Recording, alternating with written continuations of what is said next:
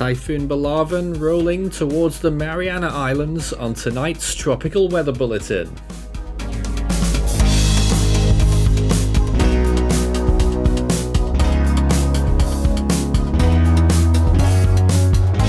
And now the latest around the wide world of tropics.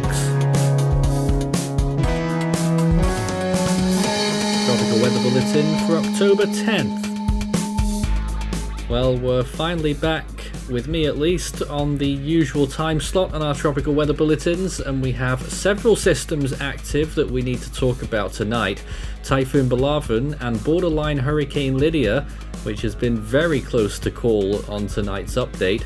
National Hurricane Center may still go with the hurricane, although this recording is slightly before the intermediate advisory, I should say. In the Atlantic though, day 132 of hurricane season, we've still got that area of interest, 80% chance there, still a high chance of formation, but slightly less confident than we were yesterday.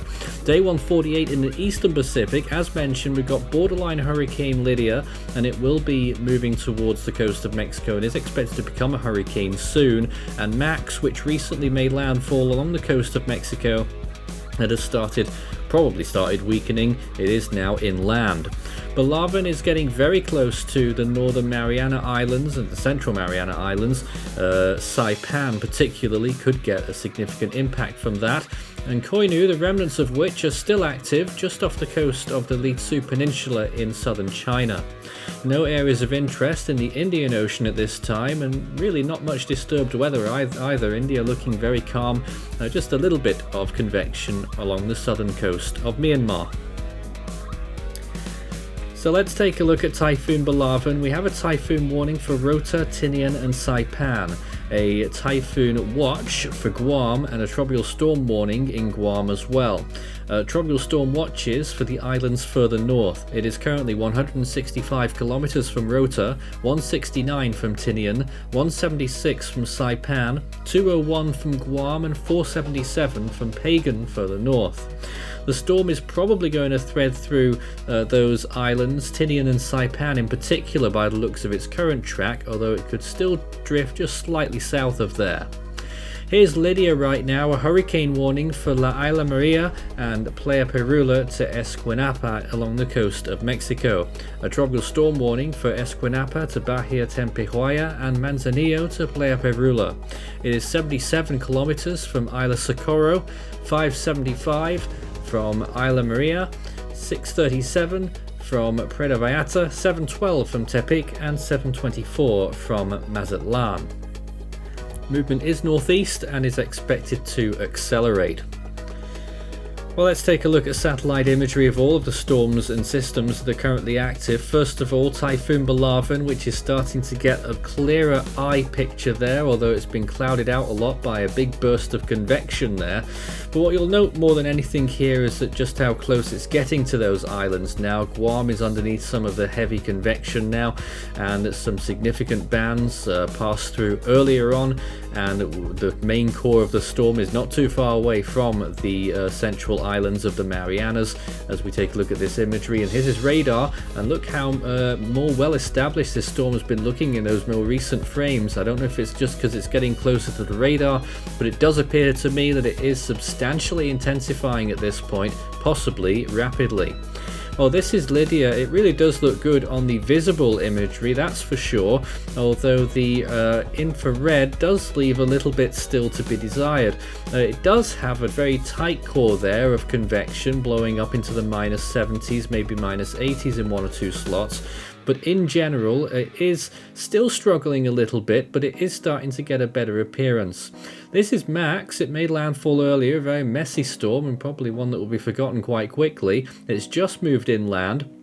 Convection pattern there not looking that good, but the National Hurricane Center reckon that it intensified quite a bit just before its landfall. I think they went with a 65 mile per hour peak. That there was a quick look at the invest in the Eastern Atlantic, not looking great, and there's that one in the southwestern Gulf of Mexico, which is getting a little bit of rotation, but we've not marked it yet. Eastern Pacific sea surface temperatures look like this. Warm temperatures that Lydia will be entering again, re-entering, up and above 30 degrees Celsius as it gets close to the coast. The Caribbean is obviously piping hot, well above 30 degrees there. Southwestern Gulf looking good as well, where that invest is. In the Eastern Atlantic, still one or two good spots for that invest over there as well, but those temperatures will cool off a bit if it does move too far north. Western Pacific, there's a bit of a hole after the recent typhoon activity, but still a lot of warmth there in the Philippine Sea, and of course where Bolaven is right now, it is above 30 degrees Celsius as well, and a slightly warmer patch still when it passes by the Mariana Islands, and other conditions will be aligning for it as well, so we do expect rapid strengthening. Bay of Bengal looking good, one or two spots close to 30 degrees, and the Arabian Sea really catching up as well for its secondary peak of the season.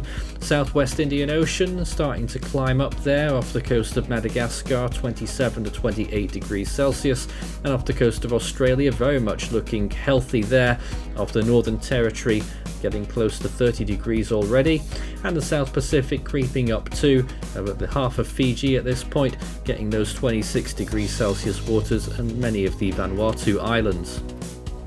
Compared to average, this is what the world looks like. Orange colours being above average, of course. Western Pacific mostly above there, except in the deep tropics, which is closer to normal.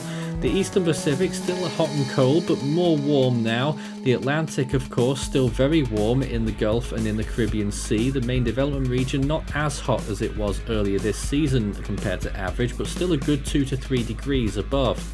This is the oceanic heat content, still looking very good for the Gulf of the Caribbean, I should say. Gulf of Mexico half and half, and along the islands, the Bahamas, looking good there as well. Eastern Pacific, Lydia will be entering a little area there of moderate to high energy levels, so it really could profit from that. And the Western Pacific, there's of course a little line there of good amounts of energy, not quite as much as we saw earlier this season though. Well, here is the GFS computer model then in the short range up to 5 days. It develops this first Atlantic system, the one in the Eastern Atlantic. Interesting to note that the European model, the ECMWF, isn't very keen on this system forming at all now, which is curious, but other models are still on board and we're keeping an 80% tag on that, just like the National Hurricane Center. GFS, they're calling for a near hurricane out of that, and then it moves off towards the north. In the Eastern Pacific then, you've got Lydia, it strengthens, GFS probably going for a category 2 there just before landfall, quite close to Puerto Vallarta, and then moving well inland and dying off very quickly. You'll also note that probably non-tropical system in the Gulf of Mexico that will be brimming across the coast of the Gulf, developing from that invest actually. It's got a small chance of development. It has to be quick if it is going to become a tropical cyclone and won't last very long. And this is Bolaven then moving through the Marianas and then really strengthening there to category 4 status.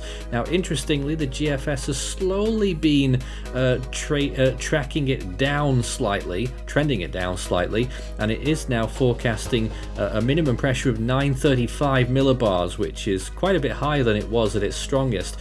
So not quite as strong, but still a powerful typhoon there, and could become a super typhoon, and it will certainly be at least probably 70 to 80 miles per hour when it moves through the northern Mariana Islands. Let's take a look at the rainfall profile, and you'll note there that the storm gets so much more energy after it passes through the islands, and that's a little bit of a silver lining for Saipan, but we are still looking at probably up to 8 inches, maybe a little bit more in some spots. Even in Guam actually, they might get the most out of anywhere. 8 inches there, that's 200 millimeters, and possibly some isolated amounts up to 10 inches. Now further north, underneath the main part of the storm there, really getting up to around 24 inches, but that's not affecting any land. And Iwo Jima right at the top left there, 0.4 inches, so that's hardly very much at all, just about 10 to 20 millimeters. In the longer range then, the 5 to 10 day period, you can see Bolaven really moving off towards the northern Pacific, becoming an enormous extratropical low. We'll watch that in a moment. And then maybe another system creeping up behind that tries to get itself sorted. And maybe one there in the Gulf of Tonkin as well that starts to spiral up. But let's track Bolaven's extratropical remnants, and it becomes a monster over there as well, and really getting quite strong again as it approaches Alaska and eventually gets there and weakens substantially, but enormous by that point. Scan the barcode and take a look at the Force 13 merch store, where we have all of our usual items as well as our full season and individual storm animations on request. And we are still waiting for Hone. It's been so long it's not even funny anymore. In the silly range then, the 10 to 16 day range, we look at another hurricane there that's impacting the coast of Mexico, one that quickly spins up, another one a little bit like Max, sort of halfway between Max and Lydia, that one, that really blows up quite quickly, and then another one emerging at the very end of that loop there, just off the coast of El Salvador and Oaxaca.